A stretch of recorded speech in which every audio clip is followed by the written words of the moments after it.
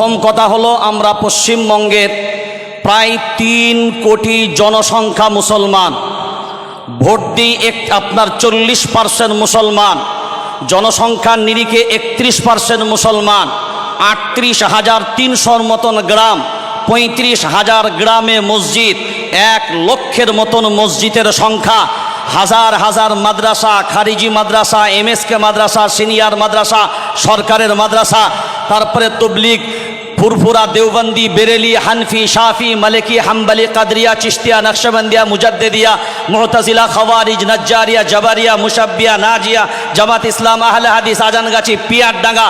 দলেরও অভাব নাই, মতেরও অভাব নাই।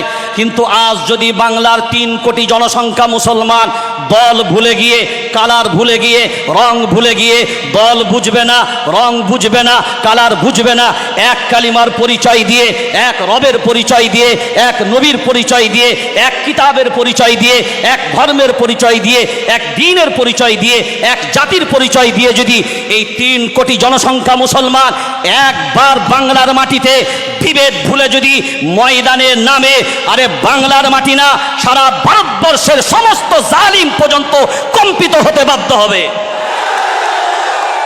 শুধুমাত্র একটাই দুর্বলতা, আমরা সময়ের সাপেক্ষে একতার কথা বললেও অন্তরের মিলবন্ধন আমাদের মাঝখানে যদি এককভাবে যদি আমরা জুটতে পারি, যদি আমরা আমাদের চেয়ারের সব কিছুকে উপেক্ষা করে আমরা যদি মনে করি ঐক্যবদ্ধভাবে লড়াই করব, সবাই মাথায় রাখবেন একটা জিনিস, এটা প্রত্যেকটা মানুষের জানা দরকার। এই যে আন্দোলনটা, এই আন্দোলনটা কি? আপনারা সবাই মনে করছেন ওয়াক্ফ সম্পত্তির আন্দোলন, আসল লড়াইটা শুনে নেন, একটা ম্যাজিক মিডিয়ারাও দেখে নেন আর আপনারাও দেখে নেন আসলে ম্যাজিকটা কি। আমার হাতে একটা রুমাল দিয়েছি, দেখেন, রুমালের উপরে মোবাইলটা রাখলাম, অর্থাৎ রুমালের উপরে মোবাইল। আপনার মসজিদ, মাদ্রাসা, খানকা, মক্তব, কবরস্থান যা আছে সব কিন্তু জমিনের উপরে। কার উপরে? জমিনের উপরে। যে মসজিদ আপনার যে জায়গার উপরে আছে ওই জায়গাটার নাম হলো ওয়াকফ, যে মাদ্রাসা যে জায়গার উপরে আছে ওই জায়গার নাম হলো ওয়াকফ, যে খানকা যে জায়গার উপরে আছে ওই জায়গার নাম হলো ওয়াকফ। সরকার কুচক্রান্ত করে এই যে জায়গা নেব বলেছে, মানে জায়গা যদি টান দেয়, জায়গার উপরে মসজিদ, জায়গার উপরে মাদ্রাসা, জায়গার উপরে খানকা, জায়গার উপরে সব কিছু, তাহলে জায়গা টান দিলে মসজিদ থাকবে না যাবে? এই থাকবে না যাবে? তাহলে এই 3 কোটি পশ্চিম বাংলার মুসলমান তারা কি মাথা চুলকুবেন না দলাদলি করে সব নিজেরা চুপ করে বসে থাকবেন?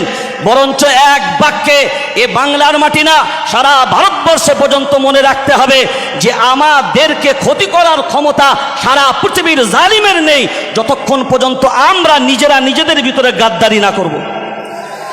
যদি আমরা গাদ্দারি না করি তো হিম্মত নেই কারোর পশম বাঁকা করতে। কারণ हम ओ ईंटा नहीं जो दीवारों से टूट जाए, हम तो ओ पत्थर है जो पहाड़ों से भी टकरा जाए, फिर भी कोई पहाड़ नहीं जो हमें तोड़ सके। अरे हिंदुस्तान तो क्या, दुनिया में भी किसी माई का लाल नहीं जो मुसलमान को मिटा सके। नारे तकबीर! এই ওয়াকফ কালাম আইন বাতিল করো, ওয়াকফ কালাম আইন বাতিল করো, ওয়াকফ বিল মানছি না, মানব না। এই মসজিদ মাদ্রাসার সম্পত্তি রক্ষা করতে আমরা লড়ছি, লড়ব। বাস এক কথায় আমরা যদি ঐক্যবদ্ধভাবে থাকি ইনশাআল্লাহ সাফল্য আমাদের অনিবার্য। কিন্তু কোনো অবস্থায় আমরা যেন নিজেদেরকে নিজেদের মতো করে বিভেদ না করি। সেই জন্য মনের দিক দিয়ে ফ্রেশ হয়ে, হ্যাঁ, কাক কালো কোকিল কালো, কালো মাথার কেশ, সবচাইতে বেশি কালো মনের হিংসালেশ। নিম তেতো, নিন্দা তেতো, তেতো ভাঙা ঘর, সবচাইতে বেশি তেতো 203-এর ঘর। আরে চাকা গোল, পয়সা গোল, গোল আলু গোল, সবচাইতে বেশি গোল মনের গন্ডগোল। জমিয়তুল আইম্মা ওয়াল উলামা জিন্দাবাদ, ভারতবর্ষ জিন্দাবাদ, আমাদের সংহতি সম্প্রীতি জিন্দাবাদ। আসসালামু আলাইকুম ওয়া রাহমাতুল্লাহ।